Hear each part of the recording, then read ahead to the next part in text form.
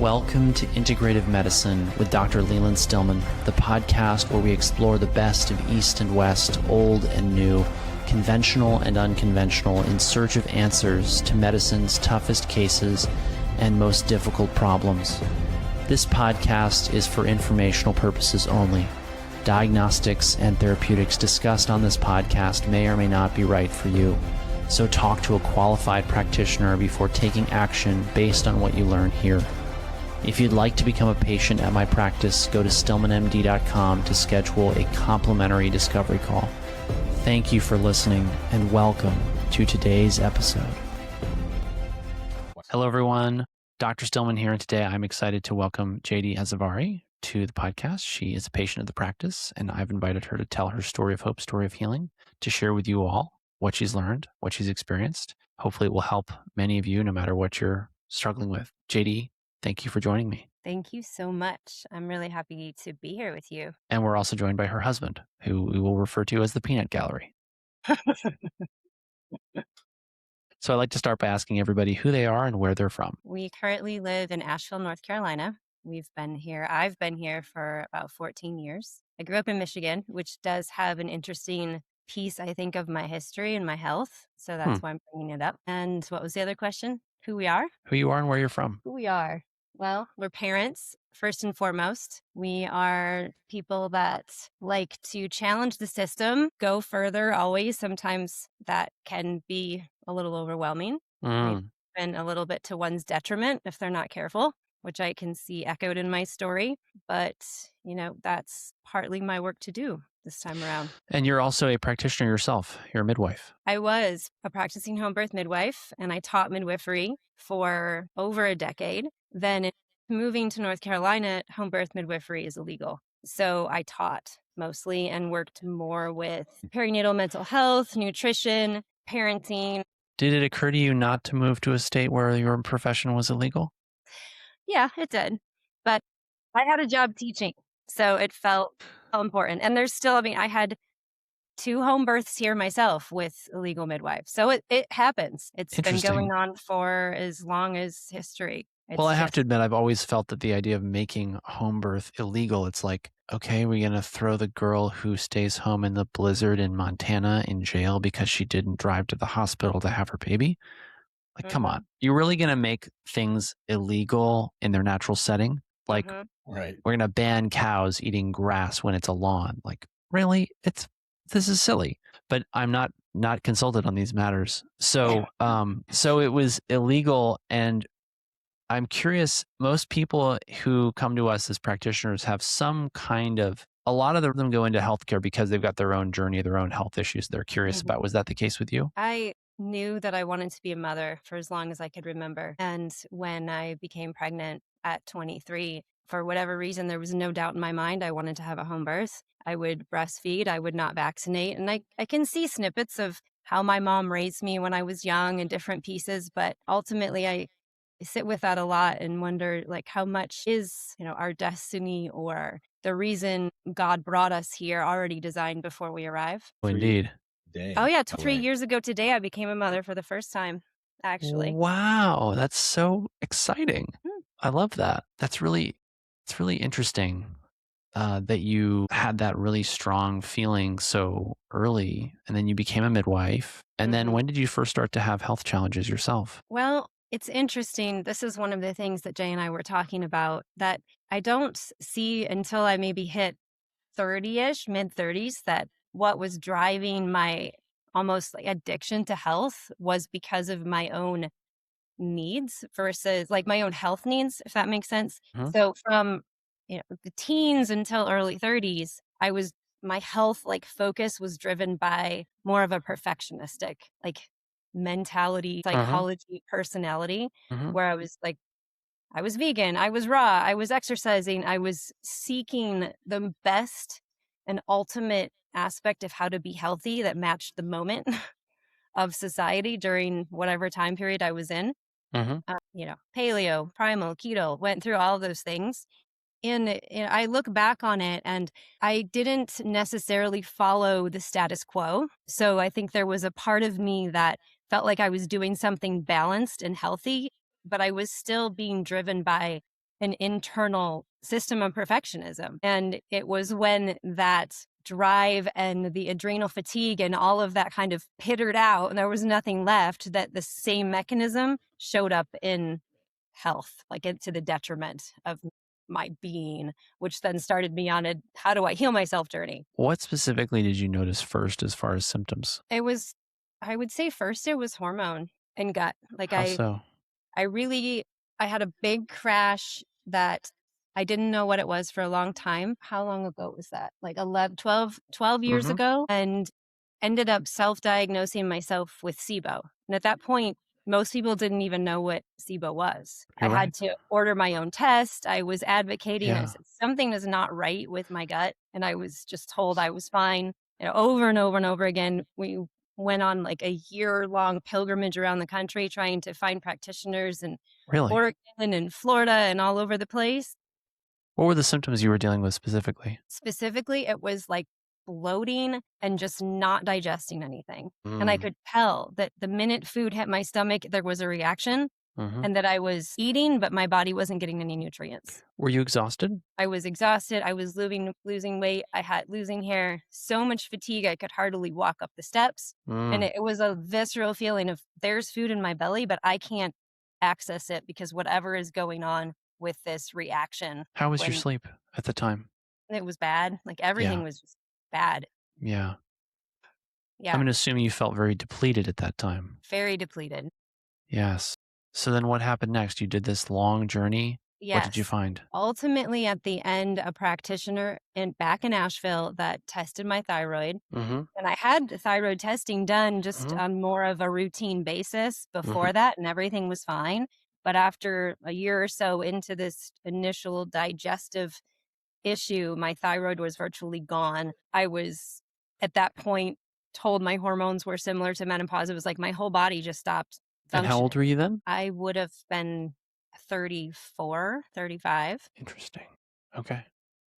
And so she started me on thyroid medication and Mm-hmm. I started to slowly get healthier. And then I had my last baby. Like at that point, I hadn't had a period for over like almost that entire time the gut thing was happening. I didn't know if I'd ever be able to have children again. Did you see conventional doctors along this journey? I And did. none of them caught the hypothyroidism? Nope. I don't think it wasn't there at first. It happened over Mm. time as my body declined. And so I don't know when in that picture that happened as far as my last thyroid test that was normal versus the next one that wasn't. Yeah.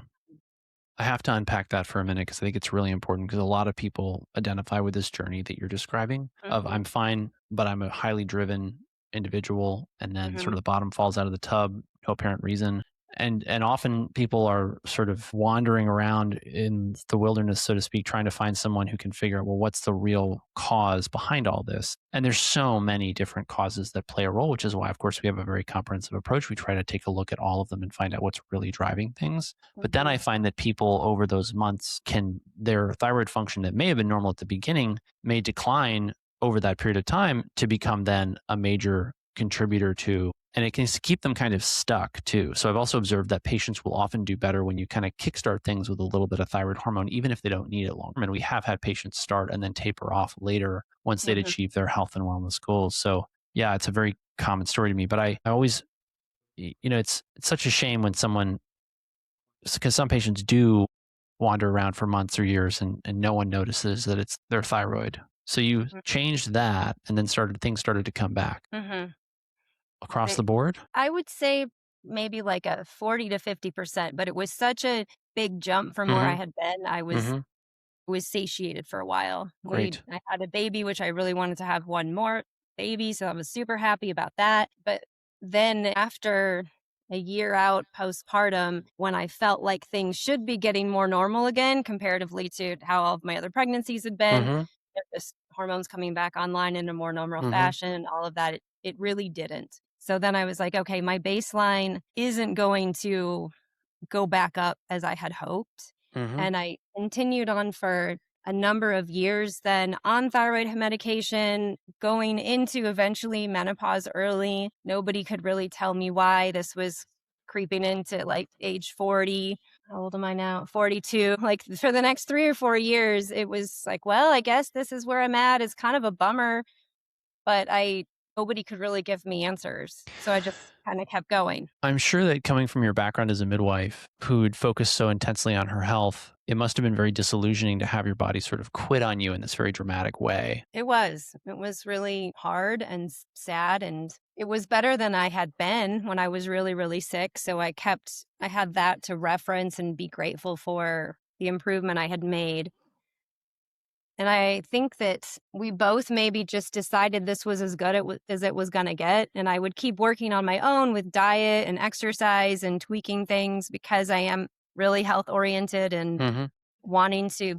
I focused so much more than on nourishing nutrition Mm-hmm. versus what all of the years of my 20s and early 30s, which I feel was more of like a depletion nutrition, Mm-hmm. which I think was huge in supporting me being as okay as I was. But it was then 44-ish, because I'm 46 now, when I had come off of the thyroid medication because I actually felt like I was improving enough. But within a couple months, I was diagnosed with melanoma. So the coming off of thyroid medication, I bring that up because that's one thing that you and I talked about that I did go back on after I met with you, as far as a potential support to keep any melanoma mitigated a bit. Yes. Having the melanoma happen and then feeling like I was in another huge health crisis and have brought everything back to the surface as far as what do I do? How do I heal myself? Where do I go? Being really lost because I'm not going to initially just jump into what the modern or the systematic medical system told me to do when I was diagnosed with melanoma. And that really began my next like immersion into health options, which brought me into circadian biology, quantum biology, met you through that course, Mm-hmm. and ultimately added some things to the repertoire of what I was doing to keep myself healthy that I hadn't really had before, which was circadian health and minerals. From where you are now, what's your perspective on why you got sick in the first place? Like, not Nothing really. else. You didn't live next to a nuclear Well, okay, so reactor. it You does go didn't live back at a to, Superfund site. You didn't, mhm, you know, yeah. walk me through. I'm really curious. Yeah. So my personality depletion coupled with the world at large and women and how we think we need to show up, be, body image, all those things. However, I grew up in a very toxic environment by Flint, Michigan, dioxin capital of the world. One And of the most toxic yeah, places on planet Earth. Yes. The Flint the River Flint River ran like behind the went behind my house house. where she grew up. Yes. Yeah. And then a ton of mercury in my mouth at a very early age, which then resulted in Really? mercury breaking down. My mom worked in a dentist office. Like she used to play with the mercury before they put it in my mouth. I have memories of it. Oh, interesting. Yeah. So along the way, not really knowing better in my 20s, getting 4 root canals because mercury breaks down, even if you care for it really well, and your teeth continue to um, just not work very good if they're broken apart when you're a young child. Yeah. So that was something that along the way I was addressing. I did get all the mercury removed before the melanoma diagnosis. However, in going through the process of melanoma, I chose to get all my root canals removed, which I do feel were a contributing factor to Mm-hmm. what was going on that triggered an overproduction of melanin in my body, which is how I view melanoma as something that was literally just trying to detox me and help me be healthy. Yes. Right. The difference between looking at the body as something that's broken and needs to be fixed and looking at it as Yeah. something is looking at it as something that is trying to do the right thing and just needs help to get back on track. So it's so funny that you bring up the amalgams because in all of our conversations, we've been so focused on other things that I think I had forgotten that you had amalgams, which you obviously had out before we even met. And then just looking at your hair tissue mineral analysis levels, I've never even seen you eliminate mercury, which makes me wonder if you've got more to get rid of. But that leads me to my next question, which is what did you do or did you do anything to get rid of the mercury that you had accumulated? I know I did some protocols that the dentist that took them out told me to do. In this moment, I don't really remember. But no What? chelation or very intensive sauna at any point? I've done a lot of sauna. I have, but I didn't ever do a specific chelation protocol. Yeah, sauna is one of the best things for that and dioxins. There's actually some really interesting literature on dioxin detoxification in first responders after Oh, 9/11. Yeah, they did some very interesting studies on them and the levels in their blood and the illnesses that they had. And a lot of their illnesses resolved with sauna therapy, which is why we're so enthusiastic about it. Mm. Okay. So then where would you say you were with your health before we met with the new diagnosis of melanoma? And I'm thinking more in terms of your energy, your mental clarity, your focus, your gut, your skin, most of the things people come to see us with. Yeah. Well, actually, when the melanoma diagnosis happened, I felt like I was in the best health I'd experienced in years. Yes. I was off the thyroid medication, but I was fully in menopause as far as I could tell and had accepted that. But I was eating really like high nutrient. I was exercising. I was weightlifting. My fatigue was pretty normalized and I felt good. So that's also been an interesting thing to contend with and wondering if maybe finally my body got to like a healthy enough baseline to start eliminating things more fully, or that like opened up something where stored mercury then came out, or stored toxins, which then triggered more melanin production. I mean, this is all my theory trying to make sense of my health and not just saying you have cancer and you're sick and there's a problem. Right. So a lot of it is my speculation, but Well, I would say though that the years, like the 3 years leading up to the melanoma diagnosis, we were very active with a lot of things having to do with health. And there was a lot of external stressors yeah, that were there was at a level that I would say was beyond where things had been before prior that. to Yeah, those I mean, 3 years. it's watching the stress and the drive and the depletion and the push without rest is just, it's so Well, intense.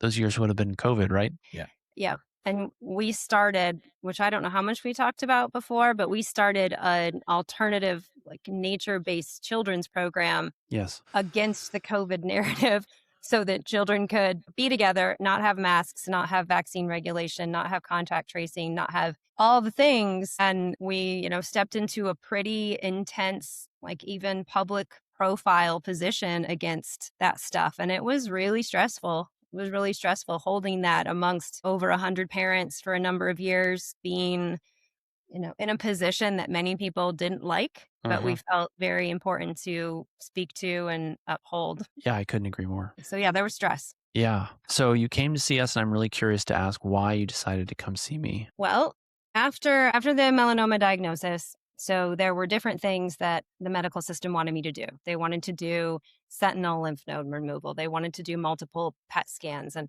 things like that I declined.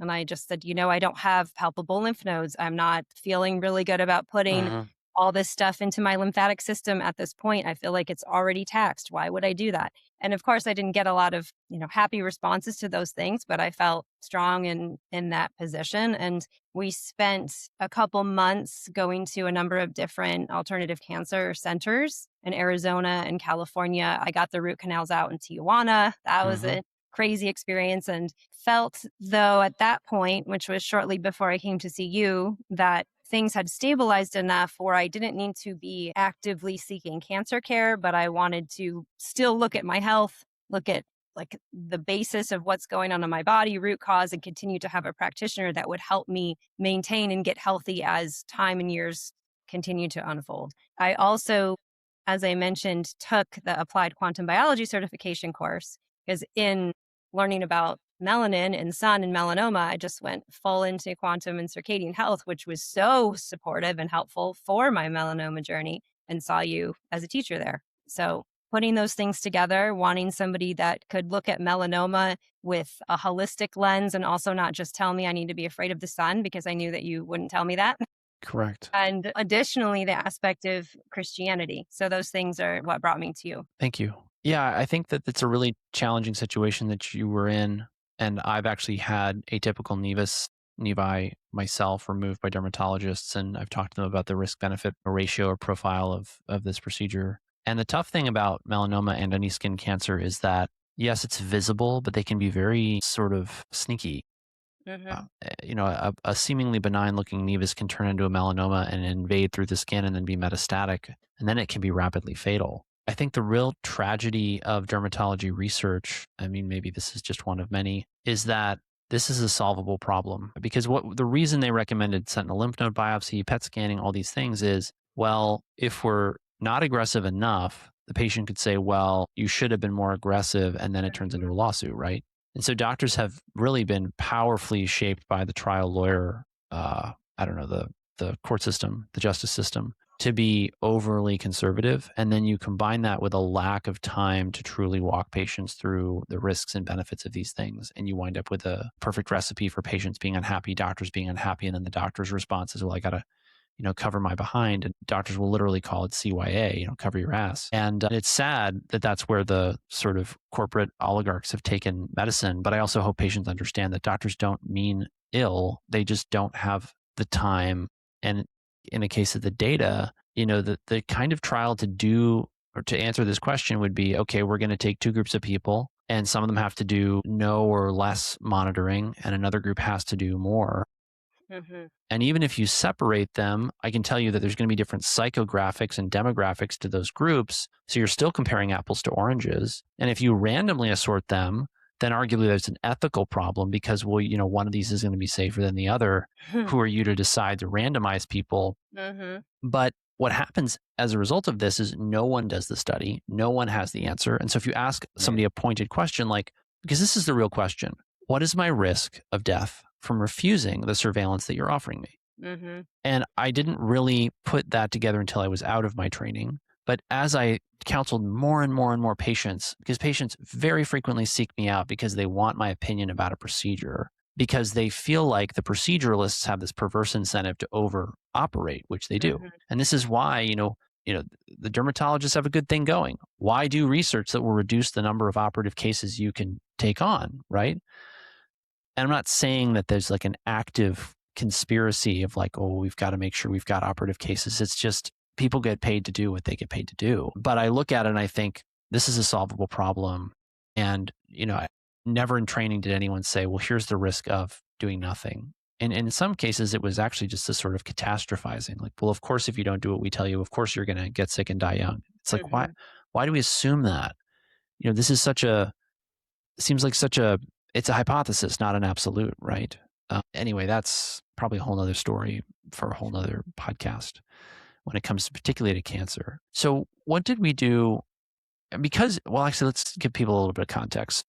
One thing that I notice about in cases like yours is that usually you come in and you already have a very, very, very optimal diet and lifestyle. Mm-hmm. And I share that with people because where we're going to go next is what we did. And I need to share that context with everyone because your results are not typical. They're exceptional. You had much more remarkable eliminations of heavy metals, which we'll get to, than most people do. Now, that doesn't mean that most of our patients don't feel much, much, much better, but I find it very interesting that we have this trend in the practice of graduates from the Institute for Applied Quantum Biology coming through the practice and getting these kinds of results and having significant eliminations. In fact, we just saw another one this week. I mean, this was like, I was like, Kenna, you got to take this, you got to de-identify it. This is like the perfect teaching case. This before and after is like this is what should happen for everyone. But I don't think people get, and part of why I have this podcast is I want them to hear that the fundamental daily habits that you integrate into your life really set the stage for healing to actually be significant when you introduce things like hormones, peptides, pharmaceutical drugs, herbs, supplements,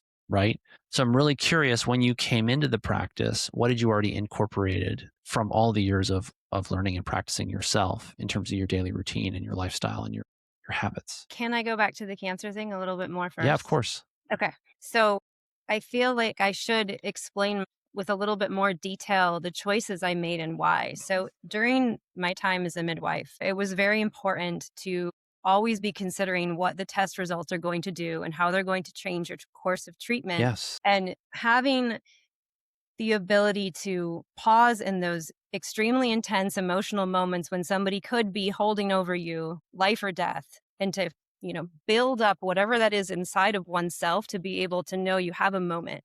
You have a moment to think, and you don't just need to jump into what's being told of you from this like incredible place of fear. And so I didn't flippantly just say, I'm not going to have my lymph nodes removed and I'm not going to do this PET scan. It was very intense to make those decisions. And it took a lot of presence within my own self and weighing out what I could decipher between my risk and benefit. And for example, had I had palpable lymph nodes, I probably would have had my lymph nodes removed. But I'm asking questions of what is it that you what would indicate you to have me as the doctor to recommend this thing? And what are the nuance and the variance in that recommendation? Yes. And from there, I didn't just not do those things and do nothing. I had the ability to then go to Invita Cancer Center and get extensive testing done, to go to another cancer center in California and get more testing done, to circle back to my root canals that I had, I think, 3 cone beam x-rays for, that all said I had no issues and I shouldn't get them removed, but then deciding to still get them removed and having one of them be incredibly black and totally disgusting. That was like on my meridian line to where the melanoma spot was. So it's, this stuff isn't easy. I'm not like saying it's a piece of cake to navigate medicine and our own health, but there is, you have something to say. So I'll pause there. I wanted to just add in that during one of the doctor's office visits, you, in this process of questioning and starting to unravel what's being offered, it's not really being offered, but it's being told is like, this is strongly suggested is what needs to happen. In the process of questioning some of those things and holding that position you were talking about, there was a point where one of the doctors was wavering on the severity of the diagnosis. Yeah. Like, if, what classification of melanoma it was, she started to actually say, well, maybe it's really not that bad. Maybe it's actually... I can clarify that. Yeah, I had all of the initial testing done in Asheville at a cancer center here, and they were very aggressive. And I said, well, I'm actually going to go to Duke. So I went to Duke, and this appointment I had with one of the top melanoma specialists, where it was diagnosed a certain grade with all the sub categories. After I sat in that appointment for over an hour and really asked these questions of her and had her pause and had her think with me about different options, and, well, could I, instead of a PET scan, what are the risks and benefit of potentially doing an ultrasound? And it's more like, we don't really do that anymore. Well, I'm like, well, can we look at my case and see if there are other courses of action? And by the end of that, she was looking at paperwork and she said, you know what, maybe this isn't even the classification, maybe it's less. And it's just so fascinating because it points to everything that you were just saying, that there is a lot going on under the surface with diagnosis and then recommendation. And I literally watched before my eyes my diagnosis potentially change from something more serious to less serious through a conversation. Yes. And it really bothers me how medicine, despite the fact that it's gotten more complex and we know more than ever, the average, particularly outpatient doctor, is expected to just know everything coming out of residency and just churn through 30, 40 cases a day. Hey, routine stuff, sure, doesn't take a lot of thinking, but the vast majority of people are not going to the doctor with routine stuff, particularly in the age of ChatGPT, where it's like, you can really, I'm not encouraging anyone, by the way, like, this is education, not medical advice. I think I say that in the intro and the outro, I think. I'm sure it should be there, but it's never been easier to kind of be your own doctor. And I'm using AI to do research, but I have to say, I see patients, 4 hours a day on average. And honestly, between all the things I'm doing to write notes and then research, so that I'm staying current, and also not just staying current. One thing I find fascinating as I practice is that it's not just about keeping up on medicine. It's about remembering what's in danger of being forgotten. Because some of the most important things I've ever learned were from physicians who were, predeceased me. Or I should say, they died before I was even born. Yeah. And yet, these things get forgotten largely because, and I'll bring it back to what I said earlier, it's because doctors don't remember what they don't get paid to remember. That's one reason why I think it's really, the future of medicine is absolutely going to be members only practices where, the membership dues allows doctors to take the time to think and research and look into things. And I've had cases where patients pressed me. They said, look, how does this procedure change my risk of death? And I would actually go back into the literature and read some big meta-analysis or compare it with other things, other papers, smaller series or whatever. And, it's like, oh my gosh, it's like, this is a 1.6% difference in your risk of death.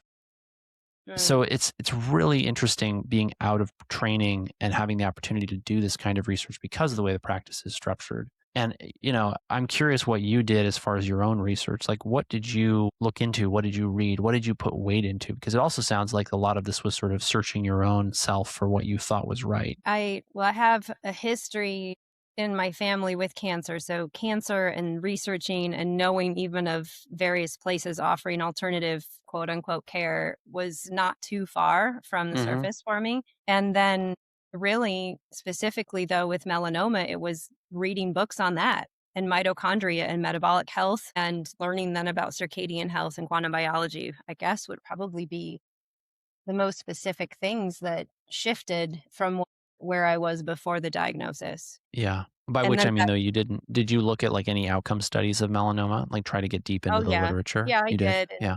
It often felt more like that was scary. That was honestly hard. And I would have to, pull back from that or ask my sister to look at it for me and then make the decisions because of the intensity of how fast melanoma could progress and finding stories of people dying that I didn't want to find. I know. And yeah, continuing. But at the same time, it was the opening into Christianity followed with the melanoma. And I didn't expect it. I wasn't anticipating it. I could say it was percolating a bit for a number of years. But when the melanoma happened, it was like full on God everywhere I went. And that, with my own journey through it on a more like nuts and bolts worldly level, guided the decisions that I made in a way that like I said, I didn't anticipate. And so I just continued to go deeper and deeper into the world of prayer and asking for support from spiritual people as much as I was from doctors. And I think that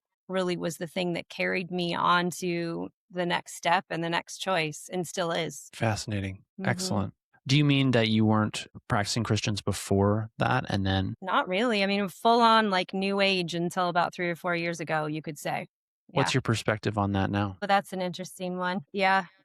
I think one of the first things that hit me was ungodly self-reliance. Like I would say that from a place of like theology and psychology and spirituality, like these moments of something unraveling that were so big that everything in my world changed. I was like, oh my gosh, like it's not up to me anymore. I can relax. It was like the first time in my life that I could remember that I could relax when I shifted from what I see now as secular new age. I mean, new age isn't the best way, but it's easy. You get a picture in your mind when you say Yes. that it's all predicated on self. Like, what can you do? What can you achieve? Oh, you didn't meditate long enough. Oh, you didn't like get the right green juice protocol today. Like it's all what you Yeah. can do, which ultimately is going to result in depletion. Like there's no other way out of that. And so it feels like that was one of the first major things that I bumped into. I was like, wow, okay, I can see that. I can see that with majority of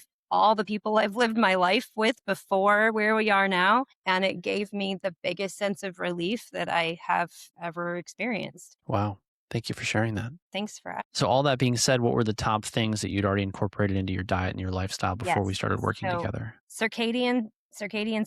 Like it feels so important that there is this fundamental that even the healthiest of us are still really missing. And it's hard. However easy it should be to get up and see the sun every day, it's still hard. But I think that without that relationship to the sun, which I also then, my final project in QBC was Christianity and circadian health, because that also Love just that. came together over and over again.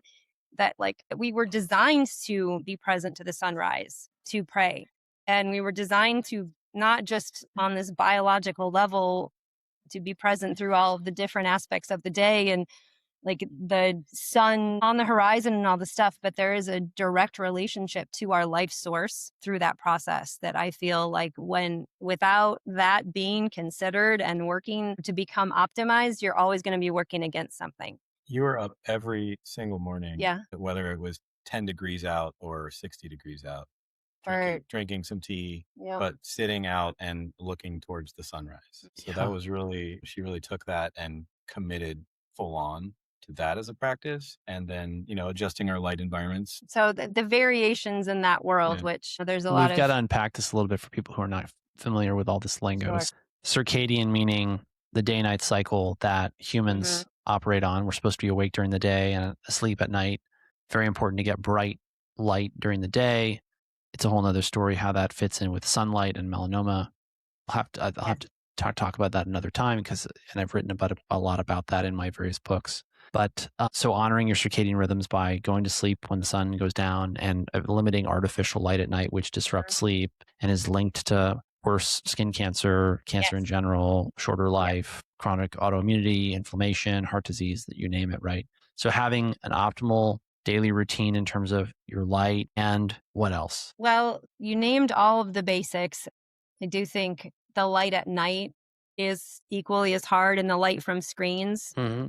And in making sure that you're mitigating that with glasses or ways to adjust your screen light or not being on a screen at all, or Yes. hacks in your house where making sure that all the lights are below waist level after dark, because even the light above your head, your That's so brain or funny. all your stuff is going to think that the sun's up versus it's a fire on the ground. Oh my gosh, I You know, never heard that one. That's next yeah, level. right. Did you I guys don't know where I mitigate? heard that one from, but Did you guys mitigate EMF at all? We we actually live where there isn't EMF, and we started hardwiring. That would be a thing that I wish I could tell you we have completed, but we only have one router in a very big house that we shut off at night, and then we are out in the mountains where we're not surrounded by EMF, like our other people's routers or anything like that, which is that all of that's really difficult. We do have like the EMF shield fabric stuff that we put Mm-hmm. up in certain places, or if we go on a trip, to try to like cover the bedroom with Mm-hmm. EMF fabric. A variety of different little things we've done, like phone cases and pendants, stuff like that. But really, like the syncing of the light at day and the darkness at night, And obviously eating a whole food, natural, and as then much as minerals. possible, local diet. I mean, Yeah. yeah, it's like the hydration piece. I've struggled with histamine and never fully been diagnosed with mast cell or POTS, but I know that that's also been a part of my profile picture my whole life, and like overly flexible, not Ehlers-Danlos, but kind of inching into some of that stuff. Mm-hmm. And then histamine reactions. So learning the connection between exclusion zone water, circadian health, mitochondrial function, and histamine, and working with the minerals and proper hydration, which a lot of that has come with working with you. Additionally, like even the root vegetables at every meal, that had a big change. I'd already, as you mentioned, like I'd already been eating really healthy and eating Right. not healthy raw food vegan, like healthy whole Right. meat, all the things, but adding root vegetables at every meal in the last few months has shifted my hydration significantly. Well, the minerals, the hydration, And the minerals, and yeah. and the dietary stuff Mhm. was demonstrated because we went camping like a month ago, and Everybody two of the there boys was were like having allergies, all this stuff. And she I was like wasn't. totally fine. I'm like, they're all like, what is up with you? I'm like, yeah, I'm not on any Benadryl, guys. And I had like So first time in my life, really. So tell us the story, because you started with us about a year ago, if memory serves. Tell us the story from like first appointment. What did we do? What did you see? What happened? Well, I did start thyroid medication again, which we did. And I actually think that's a really solid choice for me, however much I might want to not be on it at this point in my life. Talk more about that in a minute. The Yeah. energy, hair, everything. It just feels like my body needs that to function. And maybe it does. I mean, I do think there's a lot to do with the mercury and even the childhood vaccines I had and the issues with my thyroid and trying all of that stuff, which is again, like a whole nother conversation. But yeah, the thyroid medication and then the mineral balancing were the first things that we did. And I feel like right away, I didn't have a lot of detox symptoms, but I had some. Like I had some random things where I was just like throwing up when nobody else in the house was. And I'm like, I know this is mineral balancing. It's strange, but that's what it is. And hydration, like I mentioned, like having really good water. We have good water, but having like mineral water and salt and trace minerals in addition to like the HTMA protocol makes, like if I'm drinking trace minerals and salt in my water all day long, I'm not having any allergy symptoms at all, like ever. You were Like- having them before. Still are, and it started with the Quinton, with using Quinton, and then I felt like I needed more, and it was like expensive and all the things. So I'm like, I'm just going to get trace minerals and salt, really good salt, have it in my water, and that's always in my water. And I haven't had any allergies for like 3 months. Yeah, I mean, you had struggled with allergies all Forever. your life. Like she could pop a Benadryl. However much I don't and want to admit, I took Benadryl it after wouldn't like really even bottles of quercetin and bromelain. I still couldn't function sometimes out of the year. But the minerals and the salt, and then the HTMA, and just building all of those things back up in your body. The root vegetables with the potassium, looked into the hydration, then adding hormones, which we did. This is not a very straightforward answer to your question. I apologize. It's But I okay. do think the hormones have been really key too in just eliminating, like finally feeling like I'm eliminating hot flashes, feeling like there's easier exercise recovery, better sleep. I do think there was improved sleep with progesterone. Impossible not to unless you have a paradoxical effect. Yeah. Yeah. Yeah. So let's unpack all that. So I see a lot of women in your position where you've done a lot of things right. You've been very careful in terms of your diet, your lifestyle, highly educated, driven. Then one of the big questions that often comes up is, why is this happening to me? Why not my sister or my mother? And a lot of the Yeah. times it's impossible to say. Sometimes there's something that you go, well, maybe it was the fact that you had more mercury amalgams than them, or maybe it was the fact that, and this gets into like, well, maybe you lived in a moldy house and you didn't know it, or maybe you were on a contaminated well, or what was in the tap water when you didn't know you needed to filter it. So it just becomes a sort of, I don't know, academic questions about what made this person sick. When I see patients, I have to immediately step into what is the clear and present threat, hazard, or problem in the environment. You didn't have anything that I saw in your diet, lifestyle, environment that I thought this is the problem, right?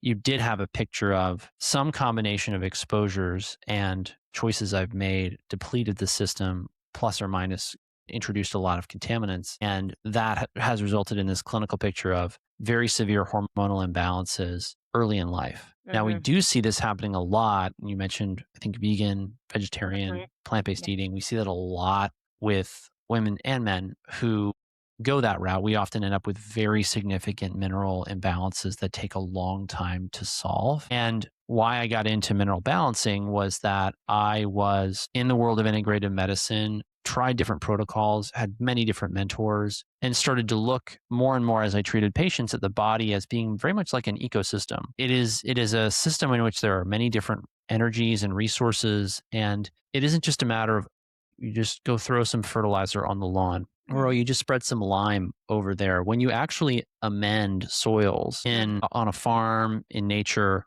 it can take huge quantities of minerals or other chemicals, compounds to actually change the fundamental soil of the field, the ecosystem.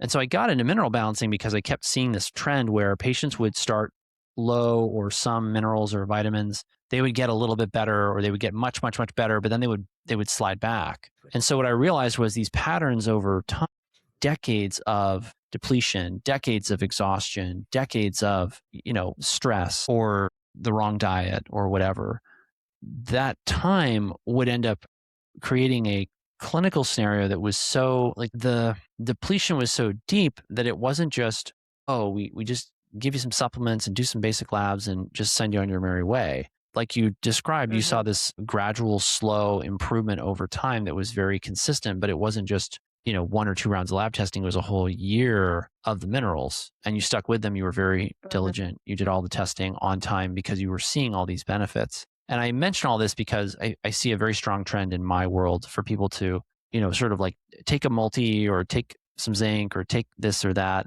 But what's really interesting is you don't see the same types of results as if you had a really sophisticated mineral supplement protocol and vitamin protocol that's based on the hair testing or even a combination of blood, urine testing, which I've also used many times and is very effective. You don't get the same results if you don't pay attention to those micro minerals and micronutrients, the vitamins. And a lot of people are reaching for just hormones and peptides. And I'm a big fan of hormones and peptides, for the record. But part of why I was excited to have you on as a guest is that you had the diet and lifestyle pieces very much dialed in. You then took the supplements after the testing. You had some very significant eliminations of heavy metals. Interestingly, you didn't eliminate any mercury. And that makes me think that there's probably, or certainly, some left in your body. But you had these big eliminations of metals that also coincided with very significant normalization of minerals in the hair. And I look at the hair as being sort of the same as the soil. Like, it's the easiest body tissue I can sample that tells me like what's going on at a biochemical level, and also what's coming out in terms of toxins, and not just snapshot in time. Blood is a snapshot in time. You'll see levels vary by 20%, 200%, 300% day to day, which gives you a lot of misleading results. The hair is put down over months, and that allows us to then infer, okay, here's what's been going on with this person for the last 60, 90, even 120 days. Totally different picture than this is what your blood said at 7:00 on Tuesday, right? Yeah. And then we stack on top of the minerals and the vitamins, hormones as appropriate. And I want to mention that we attract a lot of patients who are very focused on doing things naturally, which we respect and honor. And what I always end up telling them is part of our natural life cycle is for us to decline as we get older. And hormones are what keep us, in addition to proper diet, lifestyle, nutrition, and all those good things, from, as I put it, turning into little old people. So then the question is, hey, listen, just real talk. If we don't use these hormones, we will turn into little old people. And if we take the hormones and optimize them to youthful levels, that process will be mitigated and it will be slower and you'll have a better quality of life. And based on much of the literature, if not the overwhelming majority of it, you will also reduce your risk of many significant primary endpoints like heart attacks, strokes, cancers, et cetera. Which is why in your case, I looked at melanoma and I thought, okay, we have a melanoma, which is a cancer predominantly of people as they age. You see the vast majority of them in later life. That doesn't necessarily mean that the hormones play a critical role, but it sure suggests it. So the last thing I would want in somebody who's coming in with a prior diagnosis of any cancer that's linked to aging, and not all of them are, like some leukemias are much more common in young people.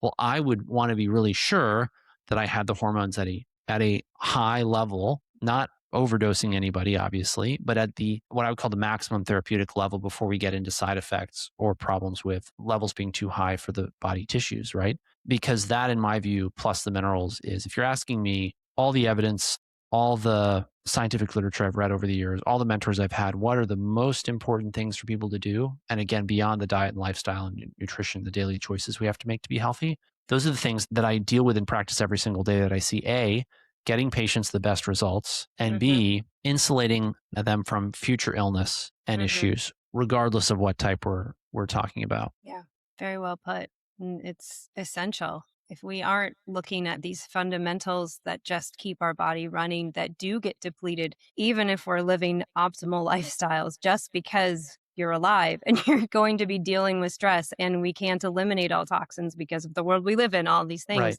There may be decisions that are outside of, you pointed to a little bit, but like how I mentioned of like, I don't want to be on thyroid medication, or do I really need to be on hormones? Well, I pushed myself and I chose a diet and a lifestyle, I think, like vegan and raw food during the time when I was having the most children, that however much I don't want to admit it, I feel like I really just completely drained my system of what it needed to be in a relatively good place still right now. And so I'm facing whatever, if you want to say consequences or not, to then potentially choose or to need to supplement with hormones. Yeah. So if 0 is where we were when you started and 10 is where you'd like to be, where are you now? I would say like 8 or 9. What are the biggest concrete shifts? Energy, mood, focus, allergies? What are the biggest shifts you've noticed in terms of your ability to perform and function? Energy, allergies, confidence, like confidence in myself to be able to heal.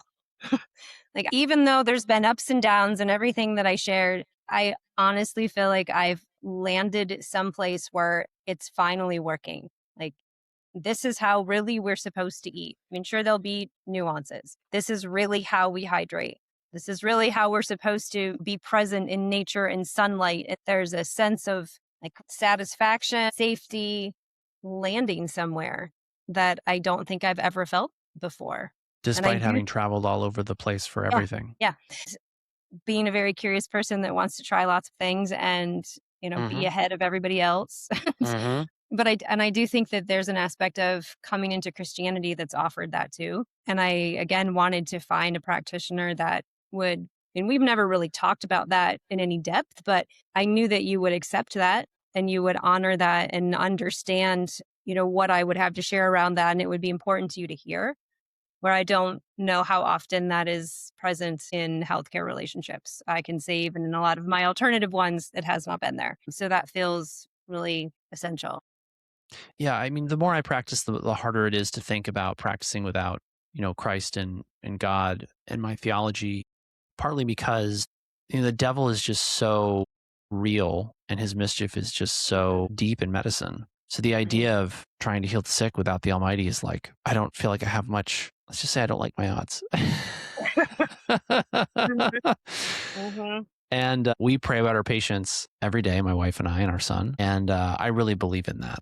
I believe in that a lot, very strongly. That's being said, we have plenty of patients who are not practicing Christians, patients of all kinds of different ideological, theological backgrounds. But I do talk about it, and I do bring it into the medicine we practice. In part, I'll tell you because, I've met pastors over the years who, they would have these experiences with people who had cancer or who had serious chronic illnesses, and they would get miraculous results. And, it's not like a faucet you turn on and off, right? There's not a miracle ATM around the corner, but, there's so many stories. It's not just a bunch of coincidence or placebo. There's so much there for us to know and learn. So I like to ask people, what gets the credit? If you had to divvy up the credit for the improvements you've seen with us, how would you divvy it up in terms of percentages? Minerals would be first. What percent do they get? Oh gosh. Everyone responds What that are way my right away. options? So I think of everything you said minerals, thyroid, yes, bioidentical hormones. Minerals are like 70, and then thyroid and hormones are divided between the rest. Wow. Yeah. And That's more incredible. and more. You've asked me this before, and I didn't feel like that. Mm-hmm. I think I was probably more on the hormone track or even thyroid, but really, as time has gone on and I've continued to see the results of using the mineral blend, directly that's related to the HTMA, but also with having like salt and trace minerals and the root vegetables, which have been emphasized through you to continue on and to continue to see how much I can tolerate.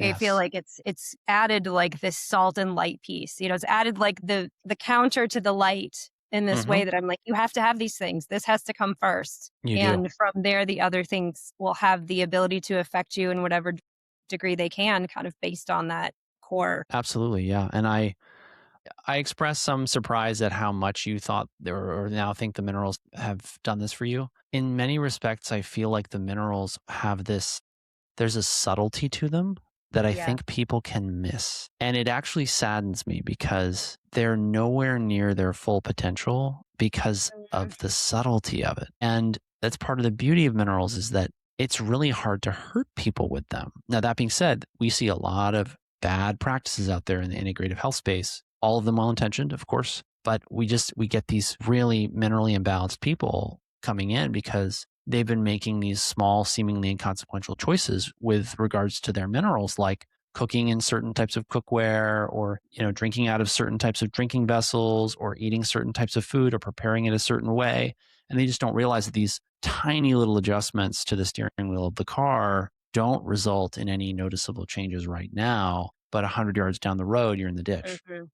And the connections, and I have to say, like, I'm not some kind of genius. I didn't figure all this out. It just became glaringly obvious after hundreds and hundreds of cases where I took care of people, not just for 1 or 2 visits, but like months and years. Oh my gosh, the minerals are really important. In addition to everything else, the light and the circadian rhythms, the EMF, and all the other stuff we talk about. But I'm so glad you've seen it now. You've really felt it.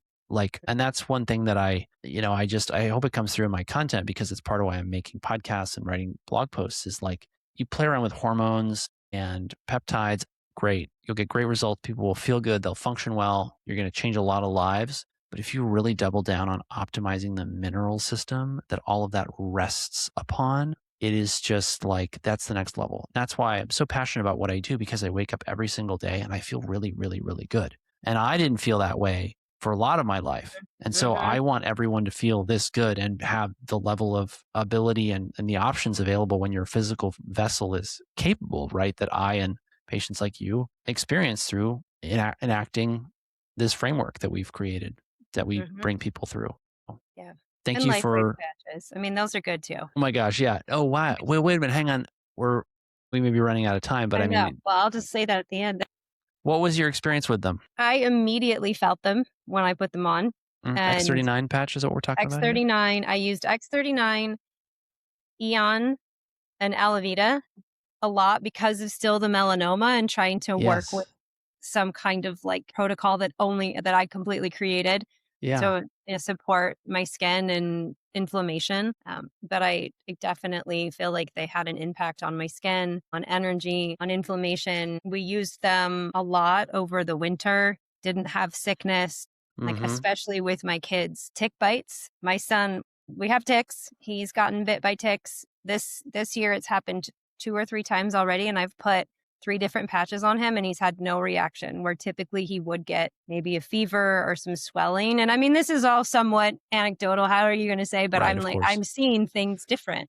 Yes. Yeah. Well, I have to say as well, we got really into the minerals and so on. I do put the X39 patches on everybody, and they do work through the mineral system, but they're a light-based, light and peptide-based system in and of themselves. So you got to revise your percentages now. Now I just like going to put the patches in with the mix of the thyroid and the hormones, and I'm keeping minerals at 70. Okay. Fair enough. Yeah. Any words of wisdom, advice you would want to give anyone who is on a health journey similar to yours? Pray in however way that feels right. See what happens, see what comes to you. Take moments to mitigate fear in those really intense, scary moments. Develop whatever practice it could be to be able to know that there can be a pause before having to jump into decisions. But yeah, that self-reliance versus surrender piece and how that plays into praying and trusting and fear. Then we didn't talk at all about deliverance either, which is, or a lot of the conspiratorial things, which is, I think, really important for everybody, but not for today. Well, you could talk about that when you come on our podcast. I would love that. I was just thinking that. We'll talk about conspiratorial aspects, your book, deliverance, things like that, which I feel were like for me with the melanoma too, and the Christian piece was looking for anything. Like, I have cancer. I'm going to try anything. I'm going to do anything. I'm going to go for it. So it took me into, well, maybe there's vows and deliverance and demonic things that are happening in my life. I'm going to look into that too, because why wouldn't you? I don't know. Absolutely. Why wouldn't you? So where can people subscribe to your podcast and stay in touch with you? It's the Rising Sovereign podcast. It's on Spotify, Apple, iHeartRadio, risingsovereign.com, Substack, Rising Sovereign Podcast, and Substack. What's the Substack URL? Rising Sovereign Podcast, pretty sure. Oh, okay. Yeah. But if they look that up on Substack, they'll find you. Great. Yeah. Thank you for joining me. This has been a great conversation. And for people who want to know more about what we ended up the last 5 minutes teasing about, you'll have to tune into my podcast with Jaydee. Oh, and I will say, sorry, I do think that you need to find a very skilled practitioner like Dr. Stillman if you're going to do HTMA, because it's all in the results, or in, interpreting the results. Because I do think that that's something that so many people are doing, and I didn't do for a long time because I didn't feel like I found a practitioner that was skilled enough to truly read it and know what to do with that information. Again, it's like, well, what are you going to do with these results? And I wanted to say that earlier, so I want to make sure that I put that out there, because I do think anybody listening, it's really important to find a very skilled person to read and interpret the results, because it's very easy to get the test done. Yeah. Yes. Couldn't agree more. And thank you. Thanks everyone for joining us. We'll see you next time.